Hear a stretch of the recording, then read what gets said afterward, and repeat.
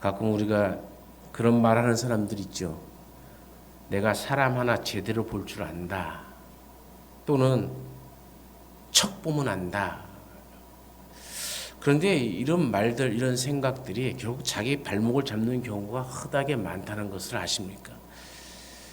하버드 대학에 허름한 옷을 입고 스탠포드 부부가 거기를 갔습니다. 그 아들이 이 하버드 대학에 다니다가 16살에 어쩌면 천재죠. 장티푸스에 걸려서 죽게 되었거든요. 그래서 이 스탠포드 부부는 자기 아들이 다니는 대학에 많은 돈을 기증을 하기 위해서 간 겁니다. 근데 기증하려고 총장을 만나게 해달라고 이 교문 앞에서 얘기하니까는 교문의 수위가 안 된다고. 당신같이 허름한 옷을 입고 온 사람이 누굴 만난다고 그러냐고. 그래서 내가 총장을 만나서 할 얘기가 있습니다. 내가 좀 기증을 하려고 합니다. 그랬더니 당신이 기증하면 도대체 얼마나 한다고 총장까지 만나서 하려고 하느냐. 그러니까 너무 허름해 보이니까는 그런 생각을 하면서 운전박대를 해버렸죠. 그래서 쫓겨났습니다. 원래 이 스탠포드 부부는 샌프란시스코 사람인데 철도 사업을 하면서 돈을 굉장히 많이 번 사람입니다. 그런데 교문에 들어가지도 못하게 하고 총장은 더더군다나 볼 수도 없게 되어지니 이 부부가 한참을 그 앞에 있다가 둘이 토벅토벅 걸어 나오면서 차라리 우리가 죽은 아들을 기념해서 이곳에다 대학을 짓자. 그래고 세워진 대학이 스탠포드 대학입니다. 캘리포니아 스탠포드에 1000만 평이나 되는 어마어마한 큰 부지에다가 세워진 대학이죠. 프린스턴 대학교, 하버드 대학교, 케임브리지 대학교 등과 나란히 세계적인 미국의 4대 대학 중에 한 대학이 되었고 명문대로 지금도 손꼽히는 대학 아닙니까? 이 실리콘밸리의 구글, 야후, 후레트패커드, 선 마이크로 시스템즈, 또 시스코 시스템즈 이런 건 잘 모르죠. 근데 구글, 야후는 잘 알죠. 잘 모르면 나이키는 아세요? 네, 나이키는 알죠. 나이키 창업자들, 이 모든 창업자들이 스탠포드 대학 출신입니다. 지금까지 83명의 노벨상 수상자를 배출했고 현재도 17명의 노벨상 수상자들이 몸담고 있는 정말 인류 대학 중에 대학이죠. 더더군다나 인류 대학인 것은 그것만 높아서 대학이 아니라 이 스탠포드 대학교는 학생들을 위한 재정 지원이 아주 최고의 수준입니다. 중산층 가족 출신들 학생들을 위해서는 경제적 지원을 크게 확대했고 가족의 연간 수입이 10만 달러, 약 1억 2천만 원, 1억 4천만 원, 이 정도 되겠죠. 미만인 학생들은 수업료를 면제해 줍니다. 또 가족 수입이 연간 6만 달러 이하인 학생들은 그러니까 7천만 원 정도, 한 8천만 원 이하인 학생들은 기숙사비를 포함한 숙박비도 전혀 받지 않는 대학이죠. 이 놀라운 인류 대학이 생기기까지는 이런 비하인드 스토리가 있다는 것이 참 웃기지 않습니까? 척 보면 안다라는 이 수위의 잘못된 생각이 엄청난 재정 지원을 받을 수 있는 발목을 딱 잡아버린 거죠.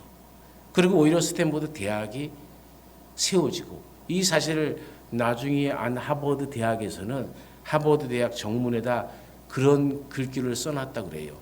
사람을 외모로 판단하지 말라. 참 큰 교훈이 아닙니까? 우리가 로마서 14장 19절 말씀에 보면 서로 덕을 세우는 일을 힘쓰라 얘기합니다. 성경적 가치를 삶을 통해서 증거할 뿐만 아니라 세상 속에서 덕을 세우는 일을 열심히 하라는 뜻입니다. 한문에서의 덕자는 걸음을 뜻하는 행자, 갈행자와 고든 직자 그리고 마음 십자가 합쳐서 만들어진 글자가 덕입니다. 즉 덕은 의로운 마음에서 우러나오는 올바른 행위를 뜻하는 말이 덕입니다. 덕은 동서양 모든 사람들이 도덕적으로나 영적으로도 굉장히 중요한 덕목이지만 특별히 우리 기독교인 이 기독교적 맥락에서는 단순한 도덕성을 넘어서 하나님을 닮으려는 내적 성품을 포함해서 쓰는 말입니다.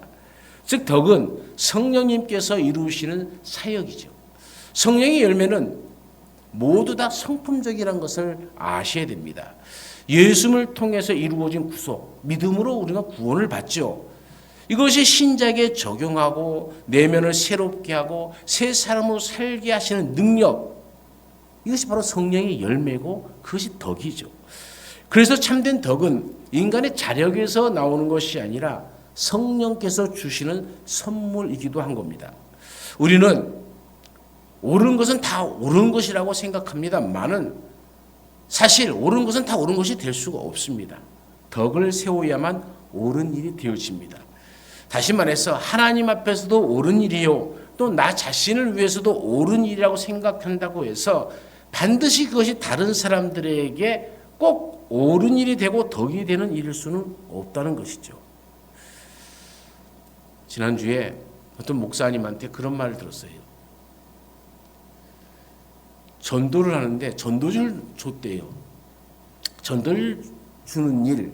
여러분 우리가 옛날에 노방전도도 많이 하고 하잖아요. 그 전도지를 주잖아요. 자, 이게 보세요. 하나님으로서는 좋은 일일까요? 좋지 않은 일일까요? 하나님으로서는 복음을 전하니까 좋은 일이죠. 나 개인으로서도 전하는 이로서도 이 전도지를 남에게 주면서 하나님의 일을 감당한다라는 이런 또 자부심도 있지 않습니까? 그래서 내 자신을 통해서도 옳은 일이죠.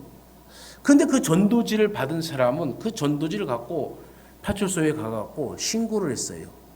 이 전도지를 줌으로써 자기가 모욕을 당했다라는. 그래서 벌금 5만 원을 받았대요. 그 5만 원을 내면서 요즘은 전도지도 참 마음대로 못 주는 시대, 받아갖고는 그걸 또 신고를 해버리는 그런 시대, 이런 그런 시대 속에서 우리가 살아가요. 그러니까 그 전도지를 받은 사람의 입장에서는 그게 덕이 안 됐다는 얘기예요. 옳은 일이 아니었다는 거예요. 그런 신고를 한 것 아닙니까? 넓은 의미에서 생각해 볼 때에 그것은 옳은 일이 안 되었다는 결론을 맺게 되어지는 거죠. 나 자신에게도 옳고 그 자체가 진리 아닙니까? 예수 믿어라 그러면 천국 간다. 진리 아닙니까? 하나님 앞에서도 옳게 생각될 수 있지만 사람에게 덕을 끼치지 못하면, 덕을 세우지 못하면 그것은 부득불 그 사람에게 옳은 일이 될 수 없다는 그런 말씀입니다. 그래서 참 덕이라는 것이 쉽지가 않다라는 생각이 들어요. 우리는 이 기준을 잘 이해하고 잘 판단하고 또 분명히 알아야 됩니다. 그런데 그렇다고 해서 덕만 세우겠다고 사람에게만 좋게 하려다가는 하나님의 의가 무너져서도 안 되는 것이죠. 동시에 나 자신의 마음속에 이 신령한 은혜와 신령한 기쁨이 사라져 버린다면 그것도 잘못된 것이라는 얘기입니다. 그런 걸 우리가 이 세 가지 차원에서 온전히 합해질 때에 비로소 참 덕을 이룰 수가 있는 것이죠. 선행이라는 것은 하나님 앞에 선하고 나 자신에게도 선하고 그리고 다른 사람에게도 덕을 끼칠 수 있어야 한다는 말씀입니다. 왜냐하면 사람은 각각 자기가 태어난 배경이 있죠.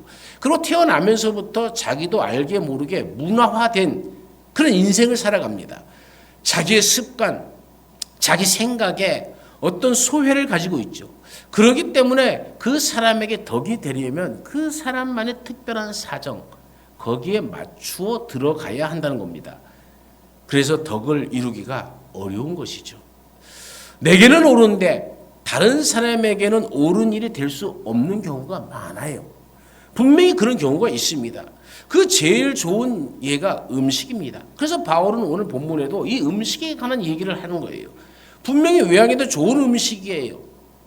또 내게는 맛있어요. 근데 저 사람에게는 맛이 없어요. 근데 저 사람에게는 맛있어요. 근데 내게는 먹어서는 안 될 우상의 예물이라면은 서로가 덕이 안 되는 거죠. 여러분 어떻게 생각하십니까? 그럼 여기서 덕을 세우려면 어떻게 해야 하겠습니까? 오늘 이 본문을 통해서 우리는 그래서 믿음과 덕의 상관성에 대해서 좀 상고해 보고자 합니다. 첫 번째로 성도들에게 신앙과 모든 생활의 가장 기초는 믿음입니다. 마치 집을 지을 때 먼저 틀을 닦아야 하는 것처럼 믿음은 신자의 모든 생활의 기초입니다. 이 기초가 튼튼해야 세상의 바람도 이겨내고 죄의 홍수에서도 버틸 수가 있는 거죠.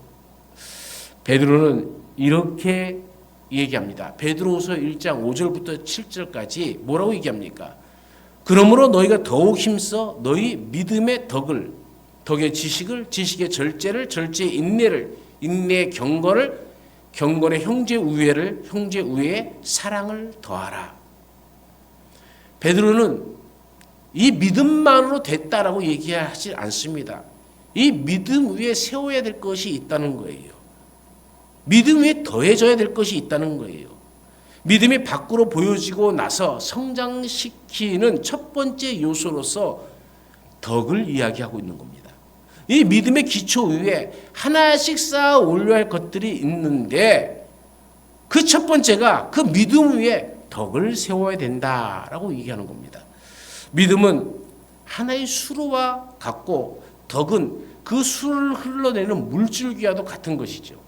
그러나 이런 덕이 없는 믿음은 마치 물 없는 수로와 같다고 보면 되어집니다.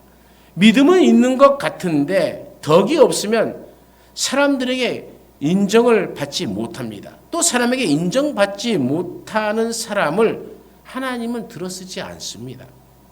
사도 바울은 디모데에게 뭐라고 얘기합니까? 디모데전서 4장 5절 말씀에 보면은 이 모든 일에 전심전력하여 너의 진보를 모든 사람들 앞에 나타나도록 하라 그래요. 여기서 너의 진보, 그게 뭡니까? 이것을 사람 앞에 나타나도록 해라라고 얘기하는데, 여러분 우리가 알아야 될 것은 신앙은 하나님과 이 관계이지만 신앙생활은 사람들과 함께하는 것이기 때문에 사람들에게 인정을 받아야 된다는 거예요. 우리는 간혹 신앙생활 좋다고 하는 사람 중에서 그렇게 말하는 사람들 봐요. 나는 하나님만 좋으면 돼. 이건 얼마나 교만하고 오만한 말인지 몰라요. 마치 자기가 하나님의 뜻을 다 아는 것처럼 떠들어대는 교만입니다. 하나님만이 기뻐하시면 돼. 이거 얼마나 모순된 말인지 모르죠. 그런데 우리는 그것을 와 신앙 되게 좋다 이렇게 착각하지 말라는 거예요. 사람들에게 따돌림 받고 같은 교인들에게 경멸의 대상이 된다면 그것은 믿음의 덕이 없기 때문입니다. 성경에는 이 덕에 대해서 많은 말을 하고 있습니다. 로마서 15장 2절 말씀에는 너희 각 사람이 이웃을 기쁘게 하되 선을 이루고 덕을 세우도록 할지니라 그래요. 믿음의 사람이 어떻게 삶을 살아가야 되느냐? 이웃 사람들을 기쁘게 하면서 살아가야 된다는 거예요. 이웃 사람들에게 손가락질 받으면서 살면 안 된다는 겁니다. 하나님만 좋으면 되고 사람들에게 손가락질 받아도 아무 상관없어. 이게 얼마나 성경하고 다른 이야기를, 다른 주장을 하고 있는지를 우리가 알아야 되는 것이죠. 고린도전서 14장 26절에는 뭐라고 얘기합니까? 형제들아 어찌할꼬 너희가 모일 때 각각 찬송 시도 있으며 가르치는 말씀도 있으며 계시도 있으며 방언도 있으며 통역함도 있나니 모든 것을 덕을 세우기 위하여 하라 그래요. 모든 것은 덕을 세우기 위해서 하는 겁니다.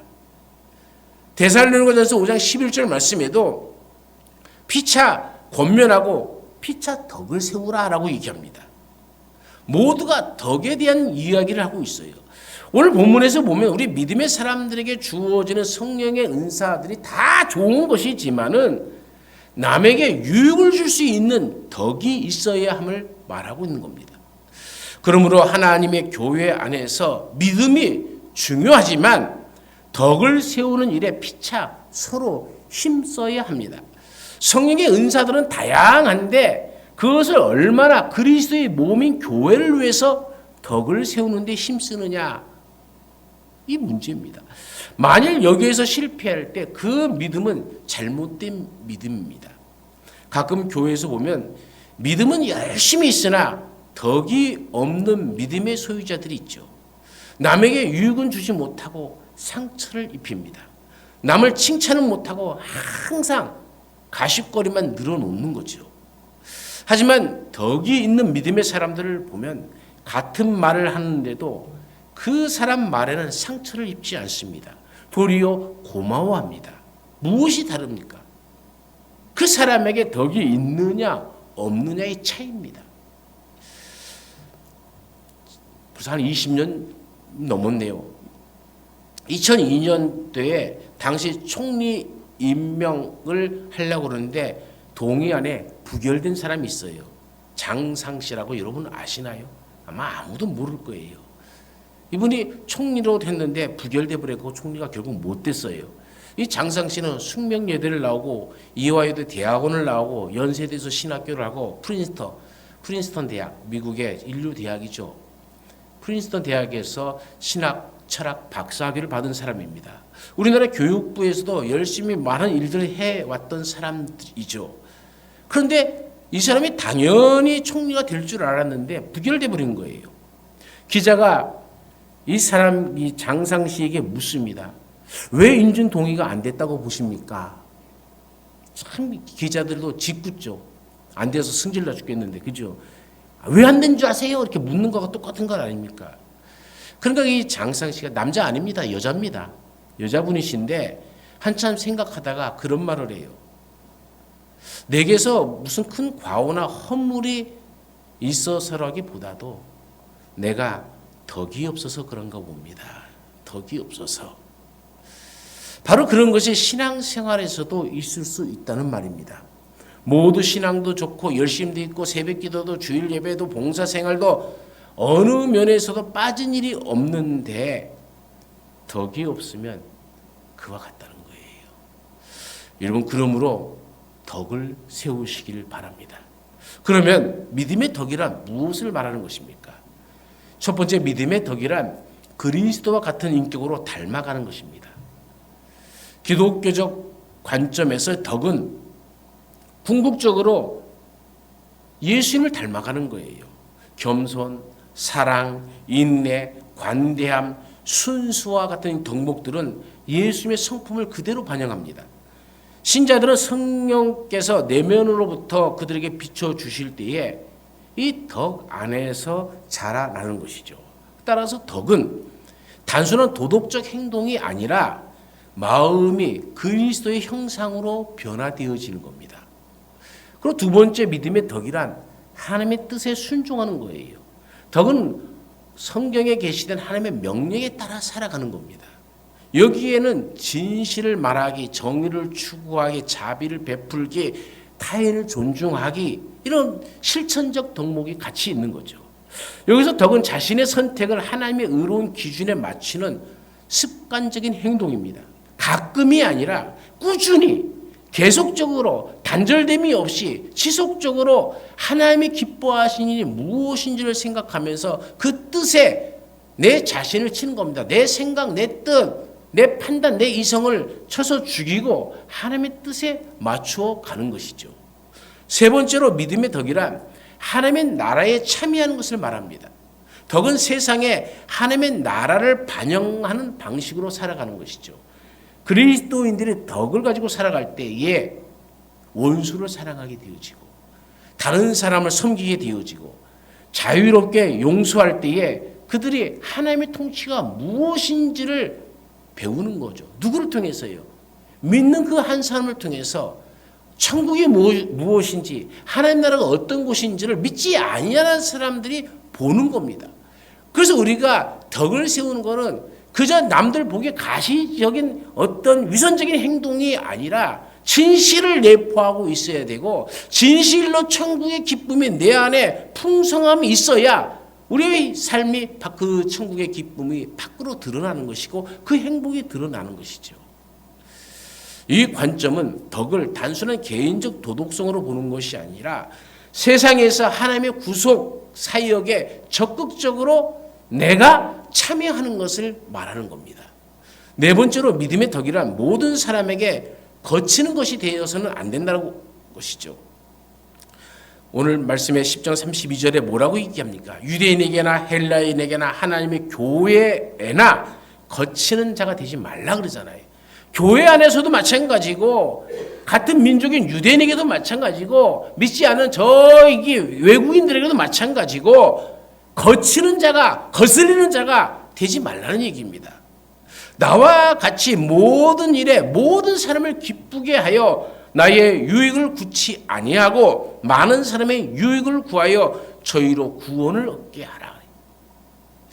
바울의 시대적 배경을 보십시오. 유대인이나 율법 있는 자들을 할례자들이라고 얘기하고 헬라인이라는 것은 율법 없는 자들, 무할례자들 얘기합니다. 하나님의 교회란 믿음으로 의롭다함을 입은 모든 성도들을 가리키는 말이죠. 이런 모든 사람들에게 거치는 존재가 되지 않도록 삶을 살아가라라는 얘기입니다. 덕이란 신앙의 자유를 행사하되 자기의 유익을 구하지 말고 모든 사람의 구원을 위해 사랑 안에서 행하는 겁니다. 그래서 고린도전서 8장 1절에 지식은 교만하게 하며 사랑은 덕을 세운다라고 말하고 있지 않습니까? 성경 지식을 많이 가지고 있어도 덕이 없으면 신앙의 교만만을 낳게 되어지는 겁니다. 다섯 번째로 믿음의 덕이란 하나님께 영광을 돌리려고 하는 데서 나오는 행위이죠.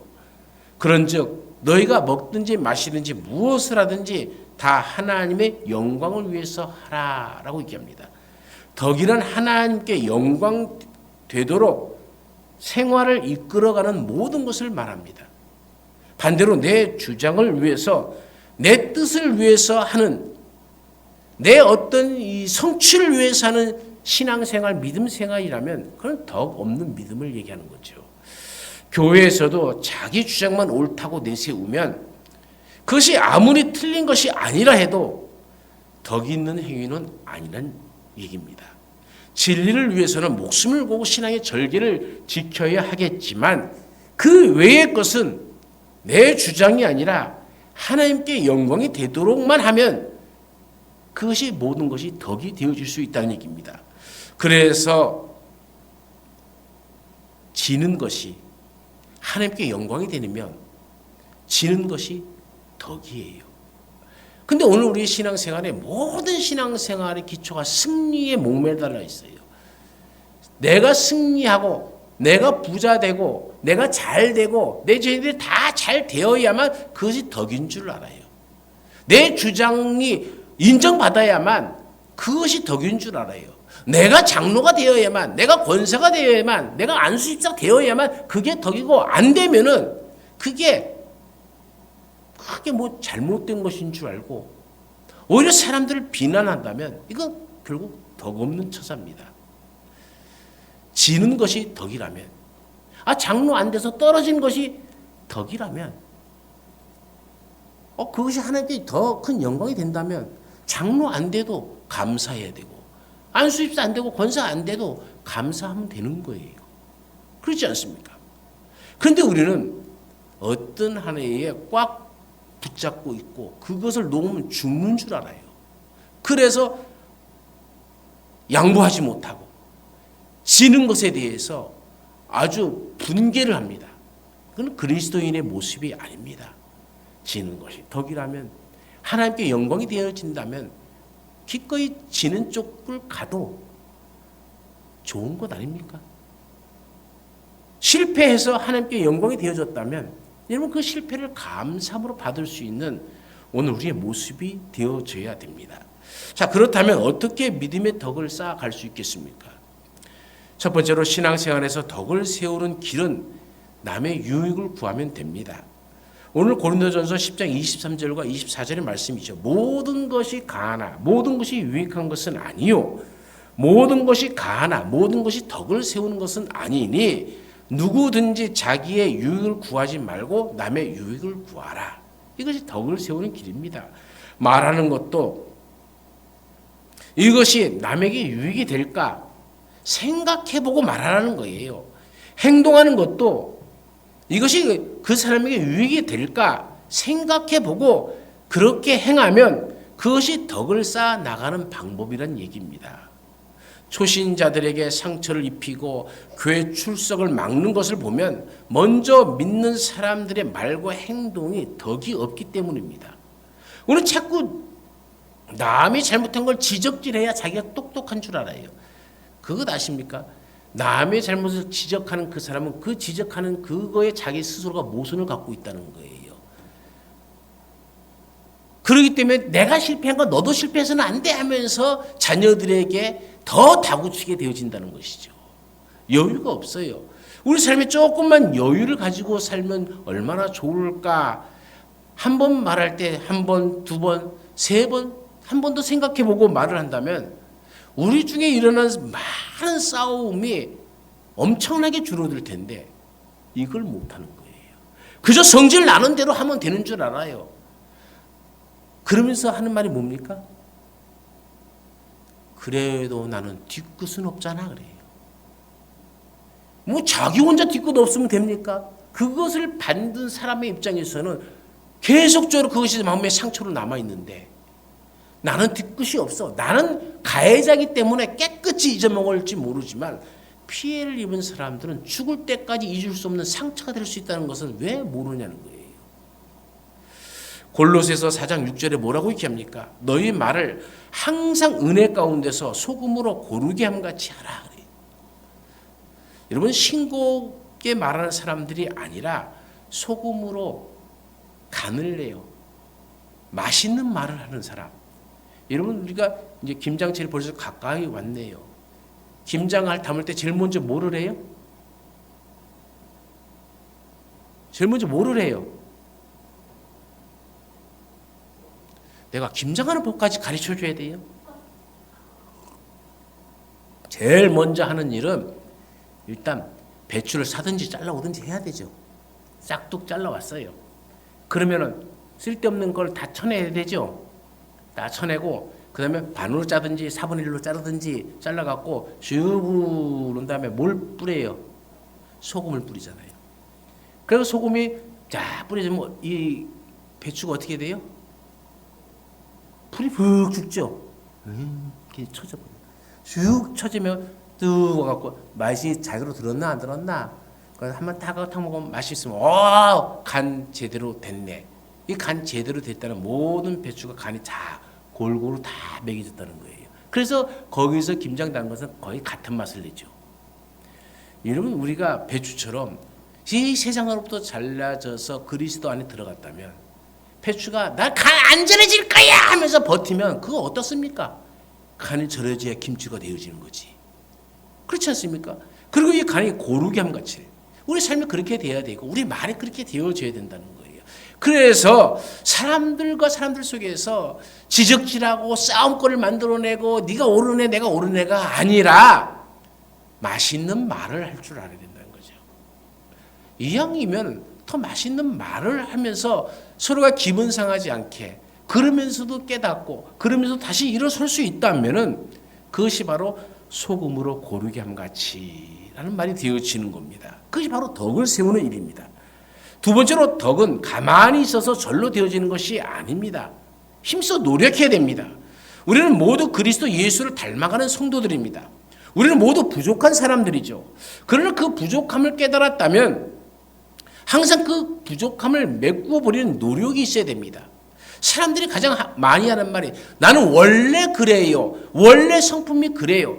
바꾸려고 노력을 하지 않아요. 왜? 바꾸려고 하면 힘이 드니까 어려우니까 안 하고 그냥 이 정도 포기해버리고 나 그냥 내 마음대로 내 멋대로 내 성질대로 살다 죽으면 그만이지라고 하는 못된 생각들을 갖고 있는 거예요. 잘못된 겁니다. 여러분 예수님 안 믿고 사는 사람들은 그렇게 살아도 상관없어요. 근데 예수를 믿고 살아가는 사람들은 그렇게 살아서는 안 되는 거예요. 왜? 하나님이 기뻐하지 않기 때문에. 우리가 성령의 사람이 되어진다면 성령의 열매가 당연히 맺혀져야 되는 것이죠. 그것은 바로 성품의 변화 아닙니까? 우리의 성품이 성령의 열매로 맺혀져 가는 것, 그것이 하나님의 자녀가 되었다는 증거 아닙니까? 그런데 그것이 아무것도 없고 어저께나 오늘이나 영원토록 변함이 없다면, 믿기 전이나 믿음이나 아무런 변화가 없다면 그것은 잘못 믿는 거죠. 하나님을 믿는 것이 아니라 자기 스스로가 자기를 믿는 거예요. 그러니 우리의 신앙이 얼마나 잘못된 쪽으로 가고 있는지를 깨달아야 되는 것이죠.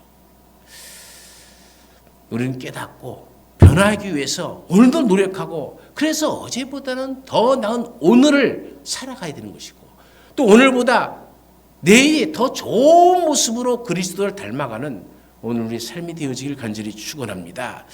세 번째로는 그리스도를 옷 입은 듯 범사에 행해야 됩니다. 이것을 가능하게 하도록 성령께서 우리를 도와주십니다. 우리는 성령의 도우심이 아니면 덕을 쌓아 나갈 수가 없는 존재입니다. 로마서 8장 26절에 성령도 우리 연약함을 도우시나니 우리가 마땅히 빌 바를 알지 못하나 말할 수 없는 탄식으로 우리를 위하여 친히 간구해 주신다라고 얘기합니다. 성령이 우리를 위해서 그리스도와 함께 하도록 우리의 생각, 우리의 뜻, 우리의 행동을 잘못된 것을 돌이켜서 깨닫고 깨닫는 대로 살아갈 수 있도록 성령께서 친히 간구해 주신다는 거예요. 성령은 우리가 어떤 일을 만났을 때에 예수님이라면 어떻게 하셨을까를 먼저 생각하게 하고 그것을 깨우치게 하고 우리가 그대로 행할 수 있도록 간구해 주시니 나의 가장 가까이서 내 편이 되어주시는 분이 성령님 아닙니까? 우리가 부르는 찬양 중에 주님과 함께라는 복음성가가 있어요. 주님과 함께라는 이 찬양이 있는데 주님과 함께 걷는 길은 멀고도 가까워. 주님과 함께 걷는 길은 멀고도 가까워. 고통을 나누며 기쁨을 나누며 주님과 함께 걸어가노라면 나는 어느새 주님을 닮아가. 그러는 찬양 가사입니다. 이 찬양의 가사처럼 주님과 함께 걸어가면 주님을 닮아가게 되어 있습니다. 여러분 누구와 같이 동행하십니까? 친구를 보면 그 사람을 안다라는 말이 있죠. 같이 노는 또래를 보면은 그 사람이 어떤 사람인지를 알게 되어지는 것이죠. 우리는 주님과 함께 놀아야 되고 주님과 함께 생활해야 되고 주님과 함께 잠도 자야 되는 거예요. 그것이 그리스도인입니다. 주님과 함께 할 수 있도록 성령이 우리를 도와주시는데 나는 성령의 도움을 거절하고 여전히 나 혼자의 길을 간다면 얼마나 혼자 착각의 길, 모순의 길을 걷는 겁니까? 사랑하는 여러분, 믿음은 우리 신앙생활의 기초입니다. 우리는 이 믿음의 기초 위에 덕을 쌓아가는 성도들이 되어야 됩니다. 그래서 하나님께 영광이 되어지고 내 삶이 참된 기쁨이 되어지고 모든 이들에게 덕을 끼치면서 그 모든 이들을 예수 그리스도를 모르는 이들에게 내가 천국을 보여줄 줄 알고 믿음의 사람의 덕이 무엇인지를 잘 나타내서 하나님께 영광이 되어지고 내게도 기쁨이 되어지고 이웃들에게도 많은 유익이 끼치는 자녀의 삶을 살아가시기를 간절히 축원합니다. 언제나 우리 가운데 함께 하시는 하나님, 주의 사랑을, 주의 은혜를 우리는 이미 받았습니다. 그런데 주님과 동행하지 못하고 내 생각과 내 마음대로 내 성질대로 살아갔던 모든 죄악을 주님 용서해 주시고 이제는 우리의 이 믿음 위에, 이 구원의 믿음 위에 덕을 세워나가는 주의 자녀들이 되게 하옵소서. 그래서 하나님께 영광이요 나에게는 큰 기쁨이요 다른 많은 사람들에게는 유익을 줄 수 아는 참된 그리스도인이 삶이 되어서 우리 모두가 하루하루가 감사요 하나님이 주는 복의 날이 되게 하옵소서. 언제나 함께 하시는 예수님의 이름으로 기도드리옵나이다. 아멘.